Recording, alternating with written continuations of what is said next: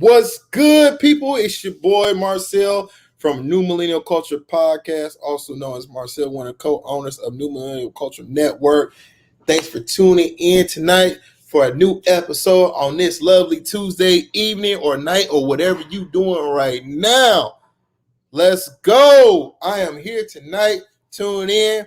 New episode called Ooh, I Made You Look. What you looking at, looking boy? I know I'm looking crazy tonight, but it's all good, man. We here tonight. Thanks for tuning in. Once again, shout out to everybody. Shout out to the sponsors from New Millennial Culture Network. Shout out to Herd Alert. Shout out to Just Al. Shout out to Jeremy, also known as King 8, also known as Mr. Two Snacks. Hey, thank you all for tuning in. No doubt, man. Much love to you all.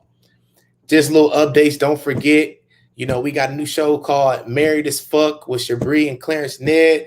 They are going to be tuning in on Monday nights. Man, it's going to be crazy with them.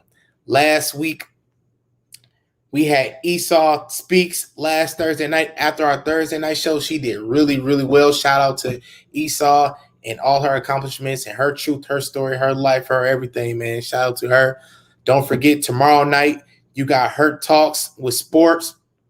He's going to be tuned in talking about basketball, football, whatever you want to talk about, you name it. He know what the hell he talking about. Also, don't forget about this Thursday, the Originators, New Millennial Culture Podcast, coming at you. We doing it, man. Episode called My Pockets Ain't Empty, cuz. It's going to be there Thursday night. Make sure you tune in. In the beginning, if y'all want to donate, y'all can see at the bottom on the banner. It's telling y'all where to go to the NMC Network, PayPal. He said he don't know shit. What up, Jeremy? Hey, what up? But yeah, man, we here. So, I made you look. Little news going on. Everybody's talking about what's going on over in Taliban, Afghanistan, all that good stuff, whatever's going on. Everybody talking about how they taking over their country and so many people got on the plane. I don't even know where the hell they went. I read some places that people that was left over there, they overran. I see them trying to climb on planes, hop off planes, thousands in the plane. Man, it's crazy over there. It's crazy. Folks blaming Biden. Folks blaming Trump. Folks blaming Bush. Folks blaming the Clinton family. Shit, I don't know who to believe. I don't know who to trust. All I know is as long as they take care of the USA, man, I hope they handle theirs. They got trillions of dollars that they invested in over there, trying to help them with their military and getting their stuff together, and they've taken over. That's just a little information that I got. Hopefully they figure it out. Hopefully we can compromise something. I do know right now that China and Russia said they're going to help, but I believe that both of them have their own objectives of what they're trying to help with. Hey, as long as we don't get in that shit, I ain't trying to get bombed, none of that shit. We trying to live our life, you dig? So hopefully all of y'all stay in tune to what's going on. Lots of things going on right now in the world with school. Should the children wear masks? Should they not wear masks? Is it the human right to allow for them to pick and choose?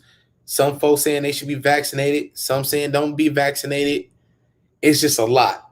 I know here in Tennessee where I'm at, the schools mandated masks, but the governor turned around and said, no, it's a choice. So he put a policy in, but the school responded and said, we not listening to that stuff. We going to have a meeting about what we going to do. So it's a lot going on with the mask mandates. I mean, it's a choice at the end of the day. Whatever you choose to decide, make sure it's safe for you and your family, because that's what matters most, is your household. And people could take that however they want, but at the end of the day, it's your household, it's your family, and whatever you think is best for you and your family, that's what you go with, that's what you stick with, and you stick with your belief. And I'm going to leave it at that. Because at the end of the day, I don't know who's more of the bullies, those who are vaccinated or those who are not vaccinated. However, it is what it is. Let's talk about it. Ouuu, I Made You Look. Man, this episode, man, it's all about, how we raise our children and ADHD. We all know that culturally, as a Black community, being a Black man, Black woman, however you want to talk about it, it's always talk about, should we get medicated? Should we have counseling? Should our children receive treatment at a certain age? At what age should they receive treatment? We have those things that we deal with. Does our parents may not have taken care of us or treated right, or every time you take your kid to the doctor's office, they're quick to say, oh, they got ADHD. Oh, they got ADHD. Just give them some medication. They're good. But there's never a plan in place. I do feel like with me growing up, I feel like my attention was way off. I feel like I couldn't focus on things. I feel like my brain was going at 100 miles per hour, always going. Could never figure out why certain things was going on, or why I'm thinking about this and then I'm rushing this way. But then over time, you get older and you realize, man, you're just unique. Even to this day, my brain goes at 100 miles per hour. I got this business going on. I got that business going on. I got this work. I got that work. My mind just going. And I'm like, man, do I need medication? Do I need this? And people may not say that's necessarily the same, but it is in a sense, because when you think about it as being a child, your mind is going. It's constantly going. And you're making impulsive decisions, or you're making things happen that you typically don't understand why it's happening, or you're in class and you react a certain way. I mean, some children, you never know what's going on with the child. You never know what's really happening with them in their home environment, or maybe they're in a split household. Maybe mom or dad get in a fight every night. Maybe the child is feeling neglected and they're seeking attention, and now everybody looking at them, everybody looking. That doesn't always mean that the child needs ADHD, or doesn't mean the child has ADHD and need medication. We don't really know. I do know for me, it's like, I don't want to be the type of parent or the type of person to be quick to jump and say, oh, my kid needs medication. I know a lot of parents say, well, if the doctor say they need meds, then they need meds. And it's just like, I don't think that's always the fastest approach to do, is just say, oh yeah, let's throw meds at them. Let's do it. And then everybody say, oh, they're real quick to be like, oh, well, my kid, I know my kid better than anybody. And you absolutely correct. You do know your kid better than anybody. But it's like, have you tried X, Y, and Z? Have you tried A, B, C, D? Some parents, they mentally can't take it. Some parents just can't. They're like, man, if my kid is too much, put them on meds, calm them down, go about their day. For me, that's a lazy ass route to go. I'm going to just be 100. You ain't take the time to really figure out what's going on with your kid. That's some lazy shit. And I'm just being 100. And people could take it how they want. They can argue with me. I don't care if you're working 80 hours a week, 90 hours a week, 100 hours a week. You have to sit down and figure out different alternatives for your child. You have to figure out what is mentally going on with your child, or what's creating the behaviors that they have. I know children that, I work with children that may have had those episodes, that might have those behaviors, and then you sit down. He said, "No, no, you're right. New generation of parents are lazy." I mean, it is. It's true, but we saying the new generation of parents being lazy, but also we might as well say that the older generation is lazy as well. But they got history of why they may not trust doctors from saying ADHD. Nah, I ain't dealing with that. Or our parents might have just been like, man, just sit your ass down and just shut up. Just sit down. Your mom would be like, just sit your ass around. You're bouncing all over the goddamn place. But they never addressed the issue. I think now, I will say it's more, I don't know if it's, let me go back. I don't know if it's more that where the generation is lazy, or we're just being ignorant, or canceling what they do, cancel culture, or cancel just everything that comes their way. Or social media might have people so distracted, but they forget what they have in their household, or forget what's really important. And I can't pinpoint what exactly it is, but it is a lot of neglect from generation to generation. And I know within our culture, within our community, we lack trust within medical and hospitals anyway. We lack the trust with doctors. We lack the trust with our primary physicians. We lack the trust of going to mental health doctors, because we know the history of being test subjects and test dummies, and we know all of it. We get it. We get the stigma. We have the BIPOC of evidence that shows that people of color are targeted, and everything. So it's just like, is it lazy? Is it lack of education? Or we just don't understand what exactly is going on within our family? I know for me personally, I know in my life, I love my children to death. And, one of my children, they try to, they say she have ADHD, or she has different diagnosis, or she has all these things. But then I have to look at what her dynamic is. Like, is it because she's part of a split household? Is it because dad lives in a different state? Dad has a wife. Dad has additional kids in the household, and she wasn't part of it.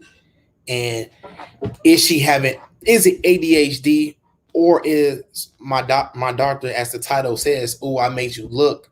She's seeking attention. Is she looking for that love from me or her mother or whoever? Maybe she feel neglected. Is it more behavioral and seeking that attention, or is it really ADHD? Smart is all outdoors. Smart, which ADHD and being smart doesn't have anything to do with it, but I'm just saying in general, like smart, brilliant, outgoing, has it all, very loved, but it's something in her mind or her heart that she is still missing. So as her father, hell no, I'm not putting her on no damn medication because the doctor said so. I want to exhaust everything and every option before meds is even considered, that knocks her out the ballpark to be walking around like a damn zombie. I'm not doing that.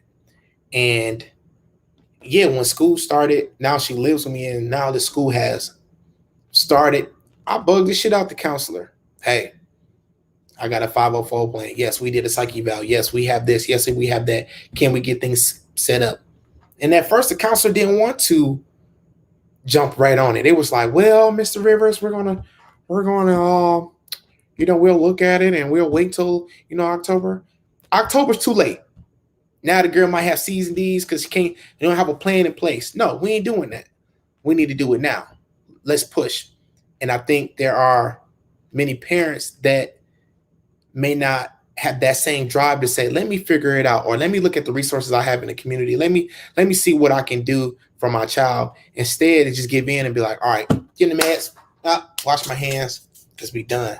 No, I want to be that parent that can express what I've done to and give it to the next parent, to give them hope, opportunity, and desire to really pursue to be in their child's involvement and figure out what's going on before we necessarily just say, all right, go take a shot, let's go do this and go do that.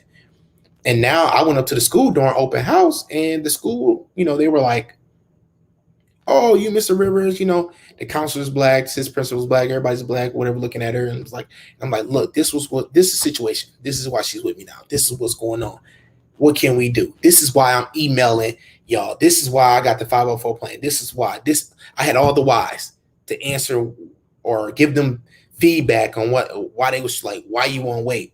Because they were trying to push it back. No, now we got a meeting on Monday. This Monday, we got a meeting coming up. Boom. Let's talk about it. What is the plan? Right now, they're saying she don't even really need a plan. Everything looking good in school. She's focusing. So sometimes it might just be environment. Sometimes it might have been the previous environment that she was in that was creating those behaviors, but we don't know. We won't know until we start seeing report cards, sitting down, having another meeting, figuring out exactly what's the patterns, what was going on last year, and then what's going on now. Let's see the difference. So when we talk about ADHD and then we talk about different diagnoses and we figure out like, ooh, why the kid is trying to get attention and all that, we have to take the necessary precautions on our children before we just throw medications at them. Your environment is important. Your environment is important. It's very important. And sometimes when we talk about ADHD, environment is not considered all the time. Sometimes everybody's just like, well, the kids having behaviors. Okay. Kids having behaviors. What does that mean? If a kid is loud in class, that's not ADHD. Or if a kid's not sitting down every 5 seconds because you tell them to, that's not necessarily ADHD. Some kid, a 5-year-old is a 5-year-old. A 4-year-old is a 4-year-old. And a 6-year-old is a 6-year-old. You can't expect a 6-year-old, a 7-year-old, an 8-year-old, a 9-year-old, 10-year-old to be a 15-year-old in class. They're going to bounce. And yeah, you might have six kids. You might have 6 kids in the class out of 10 that might be sitting down chilling, but you might have 4 kids that's bouncing. Just because those 4 kids is bouncing doesn't mean they need ADHD. It might be something going on in the home, or the kid just might be one jitter kid. I was a jitter kid.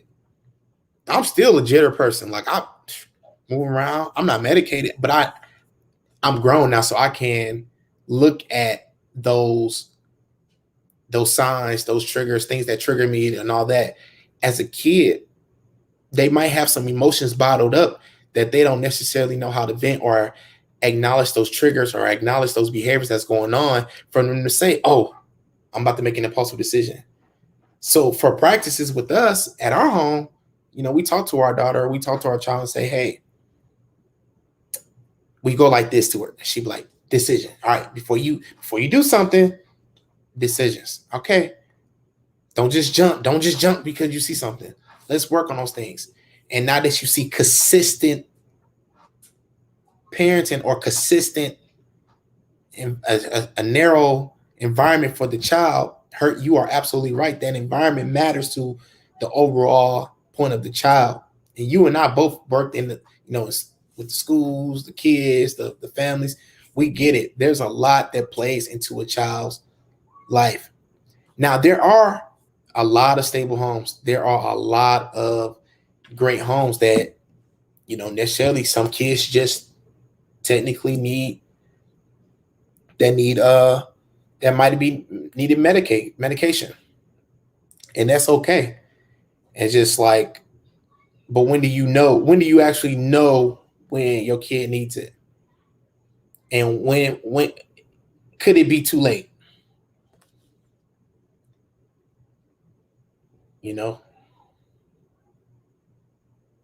Could it be too late for your child to, what if your child really needed medication and maybe I'm doing too much or the next parent was doing too much and it's too late to try to get them on the meds now? Could that be an issue? Could it be too late for a child to receive medication? Could a child live a certain lifestyle for so long, regardless if it was from 0 to 3 or 5 to 8 or 9 to 11? Can it be too late for a child to be medicated or have a certain structure in their life to help them with whatever diagnosis the doctor has given them?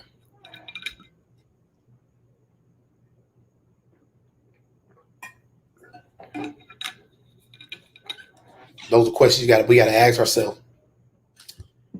There's a doctor, a PhD doctor, that says ADHD is not a privileged disability. Said Paul Morgan, PhD, professor of education and director.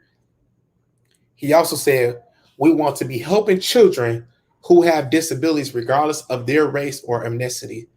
But we're finding is consistent evidence that white and English speaking children are more likely to be identified, and that's inequity. The reasons for these disparities are complex, experts say, and correcting them will involve a multi-pronged approach that will most likely take decades.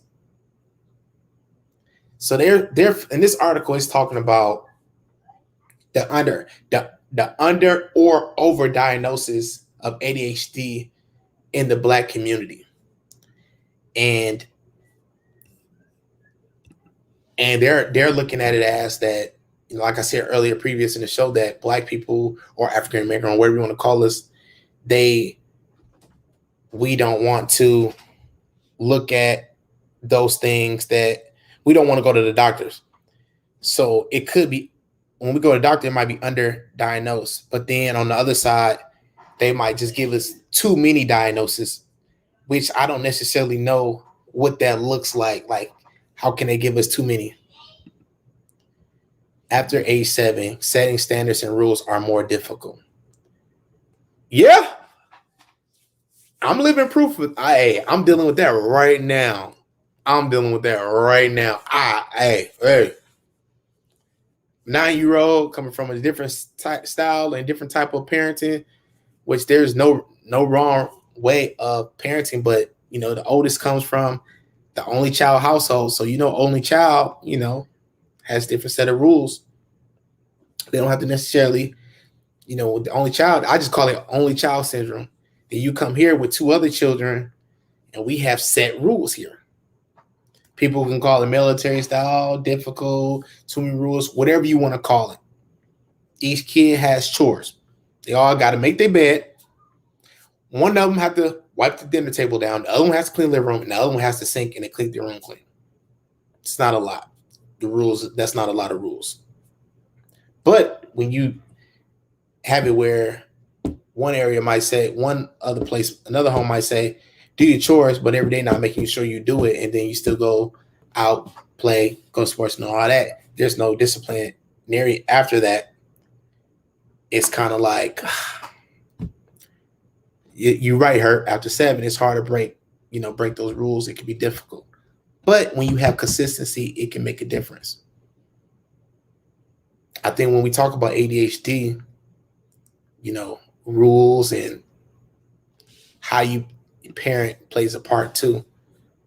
But if a parent has mental illness or a diagnosis, because a lot of people don't believe that ADHD is a mental illness. They believe ADHD is really nothing. They think they just throw ADHD. They just feel like it's just a made up thing. But seeking attention is big. But it got to be something. As a child, for me, I look back now, and I can be honest with myself now. I look back now, I'm like, with ADHD, I did. No, I wasn't. I don't recall anybody diagnosing me with it, but the things that they say about ADHD, I could have qualified under that because of the things that I done or the things I did or the ways that I tried to seek attention. And I didn't necessarily try to seek attention from like parents or adults. I was seeking more attention maybe from like females, trying to fit in with crowds. Man, it wasn't hard to fit in, but you still do things to make sure that you're relevant or everybody see you Oh, I made you look. Oh, I see. Hey, do you see me? Marcel is here. Hi. And then you can still have those tendencies as an adult as well. Even in the workplace or the work environment, it's like, hey, I'm here. And that doesn't necessarily mean I need to have ADHD, but it just means that there maybe been some gaps in my life or a child's life that's missing, and they are seeking, trying to figure out what exactly that they need. So that's what the "Ooh, I Made You Look" is all about. I got something to say. It's all about the, do you believe in ADHD? Do you not believe in ADHD? Y'all tell me. Y'all tell me. Woo! Sneezing. Woo! See some of y'all watching, man. Y'all tune in with me. Talk to me. On what you think, big dog? What you think? You said it's real. Why do you say it's real? What would you say makes it real, big dog? I'm gonna have to bring you on one of these shows, man. We're gonna have to create an episode, me and you. We're gonna talk about something. And no, we will not talk about the softball team. Absolutely not.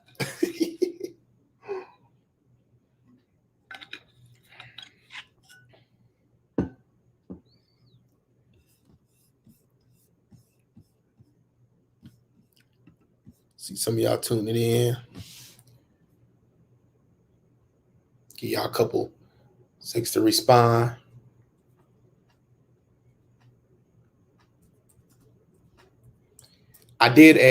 So while we wait on more people to comment, I did a Facebook post just to see what people say. And I asked, like, do you give your kids medication for ADHD? Yes or no? And I had tons of comments, a lot. It was mixed reviews, mixed comments, debate. It was healthy debates. I had one guy that was like, look, people that have ADHD, or you say they have ADHD, are just, they're different. They're not different in a bad way. They're just different. They think different. They think their mind is somewhere else, but not in a bad way. He was explaining that when people that are diagnosed with ADHD, the medication, it slows your brains down. But he's saying, allow my brain to work so that way I can expand my mind in my education and my thought processing. He said, but when you try to slow my brain down, all you're doing is making it worse. And I can see his point on that. I can definitely see his point. But then the other parents was like, no, I want to give my kid, I gave my kid medication, and I didn't do a high doses. I gave them just enough to help them just focus in class just long enough so their grades can be good. And I'm thinking to myself, like, what steps did you take? Where's their alternatives?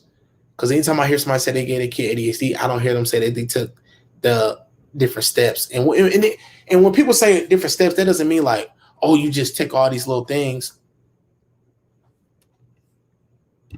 He said, I don't know about the medication, though. I mean, he does. I mean, like I said, my mind runs 100 miles per hour. I know if they would have took me to the doctors, I would have probably had ADHD.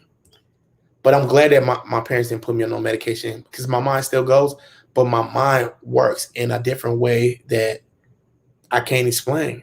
I'm always thinking about what's the best next thing. I do make some impulsive decisions, but I control it. So how do we teach our children? And that's where I'm coming in with my kids. I'm not gonna let somebody just give them diagnosis and I didn't try. I gotta try one way or another. We're gonna try everything. Let's come up with a plan. Let's put something on the board. Check off list. Boom. You got it? Cool. Keep you focused. All right, to put you in the sport. Let's go do training. Keep you things that's active, but keeping you reading, writing, math, keep you busy. But back to the Facebook post, you had people that were just like, I just give them medication. It was just like, did you try anything? What did you try? And nobody What's up, cuz? And nobody has, I haven't seen anybody really say what they tried to do for their child before giving them that medication. He said, I seen firsthand it's real, but teaching concentration is best for the low end of the spectrum. I seen it firsthand. It's real, but teaching concentration is best for the low end of the spectrum. I think having different methods on concentration is good. Like, because the child know that their mind is going 100 miles per hour. And if the parent is fussing, like, sit down, calm down, chill. And sometimes I catch myself in there like, man, slow your ass down, calm down. And the child already knows that they're different. They already hear enough that they're unique. And whatever case you might hear them in, or they might hear. So I have to make sure that I try to stay away from that and try to teach them other ways to focus. So it's good to put them in certain things like softball. Softball's good. Hand-eye coordination, focus. When you're doing homework, take away all the other kids out the house, or everybody go away, keep it quiet, let's stay focused. Having a dog keeps the kids calm, or a cat, or whatever the case may be. Having a task that's just one task, you focus on them, keep them busy. Board games, all that stuff. Different things that's going to help them focus. Even in class, when the teachers know, they're like, all right, let's focus on this, which is really good. Give them a break in between. Medication is like a Band-Aid. What can we actually do to treat the issue? I like your idea of keeping them busy. Yeah, keep them busy. Keep them busy. Mom do it and dad do it. Keep them busy. And it's not to say like they having behaviors or they do something, you still provide consequences. So if they have a phone and they doing something they're not supposed to be doing at home or at school or whatever the case may be, take the phone. Oh, you like Roblox? Take the Roblox. Because now you're helping them. All right, let me think about my decision. If I make this decision, then this is what's going to happen. And my kids do it now. They be like, all right, kid would never make the bed up. But now she just get up, bouncing. Now, okay, I got to get up, make my bed. All right, got to get up, got to clean the bathroom. Okay, I got to get up, I got to do X, Y, and Z. It's the consistency, it's the patterns, it's the way you got to keep consistent with the child to make sure that they are on board, that they are on track. And then once they get a routine going, then you can really sit down and ask them like, hey, what's on your mind? How are you feeling? Are you upset about something? And then you'll be surprised what these children start telling you. They just start coming out with everything. Bullying. Never knew that my daughter was being bullied until she sat down and told us. Never knew that other things happen or things like that happen until she told me. She talked to me about everything. And that's when I'm like, man, it can't just be giving them medication, because there are things on this child's mind that I have to figure out what is going on. And I'm not about to turn them into a zombie, and then they definitely don't talk about nothing.